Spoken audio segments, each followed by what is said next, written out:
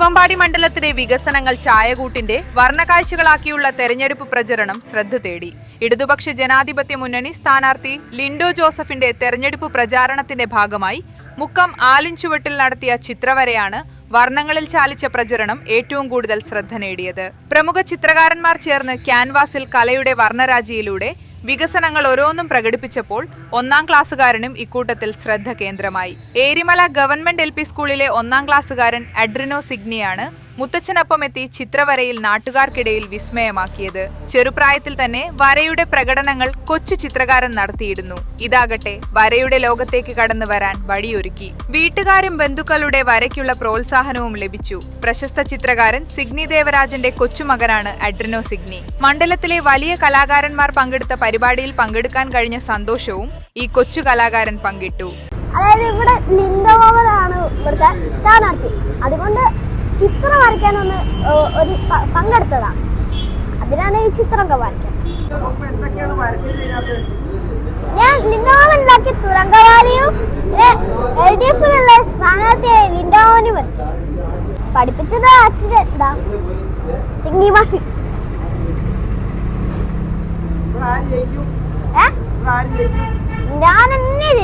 തിരുവമ്പാടി നിയോജക മണ്ഡലം LDF സ്ഥാനാർത്ഥി ലിൻഡോ ജോസഫിന്റെ തെരഞ്ഞെടുപ്പ് പ്രചാരണത്തിന്റെ ഭാഗമായി LDYF തിരുവമ്പാടി മണ്ഡലം കമ്മിറ്റിയാണ് വരക്കാഴ്ച എന്ന പേരിൽ പരിപാടിക്ക് വേദിയൊരുക്കിയത്. LDF സ്ഥാനാർത്ഥി സഖാവ് ലിൻഡോ ജോസഫിന്റെ വിജയത്തിനായി LDYFന്റെ നേതൃത്വത്തിൽ വ്യത്യസ്തങ്ങളായിട്ടുള്ള പ്രചരണ പരിപാടികളാണ് സംഘടിപ്പിച്ചുകൊണ്ടിരിക്കുന്നത്. ഇവിടെ വരക്കാഴ്ച എന്ന് പറഞ്ഞുകൊണ്ട് നമ്മുടെ മണ്ഡലത്തിൽ നടപ്പിലാക്കിയിട്ടുള്ള നിരവധിയായിട്ടുള്ള വികസന പ്രവർത്തനങ്ങളുണ്ട്. അതെല്ലാം വരച്ചു കാട്ടുകയാണ്.